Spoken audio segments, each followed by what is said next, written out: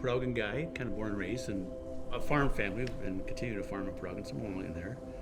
I met my future wife, a tourist girl from Southampton. Yeah. Lucky to be able to live here, that's for sure. We had 2 boys, Brady and Josh. Josh is now 28. He's 28, almost 29. Brady would be 31. He was working for us on the farm, and I remember having him lunch with him. That's a very significant thing in the last few hours with Brady. And then the accident, and I knew then I wanted to get to Susie and Josh. I wanted to grab my family and hang on to them.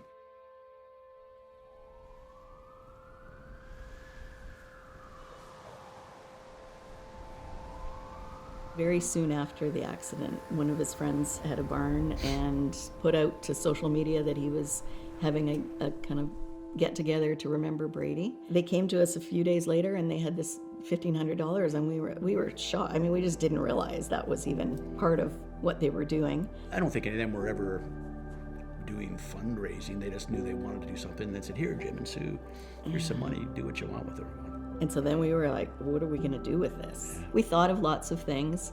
We said, we want to do something to give back to the community that has supported us so much.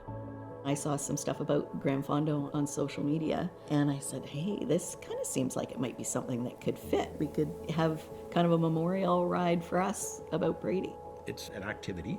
It supports the local community. It brings all of our friends and family together. Yeah, anybody could participate. Even though it might sound intimidating at first, it's not. It's just a ride. You're not racing. It's a great day to be out.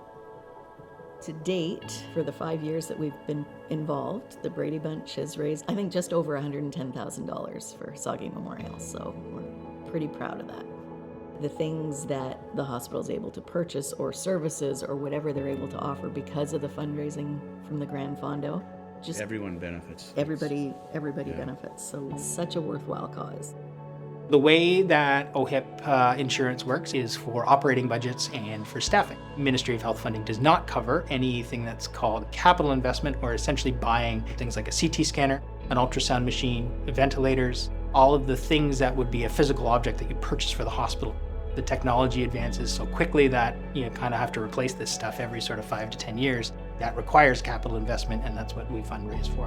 And the CT scanner behind us has really changed the game. We're so thankful that everyone has helped us raise the money to get into this, including the Gran Fondo, which has been a fantastic source of support. To those wanting to fundraise for the Fondo, don't be shy.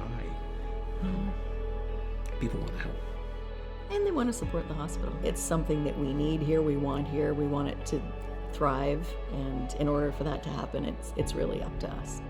Donating to the hospital is the most direct way that you can support healthcare in your community. The Fondo especially, raising money for the local area, and with Brady's story and the groundswell that the community's really put out for him has been absolutely incredible.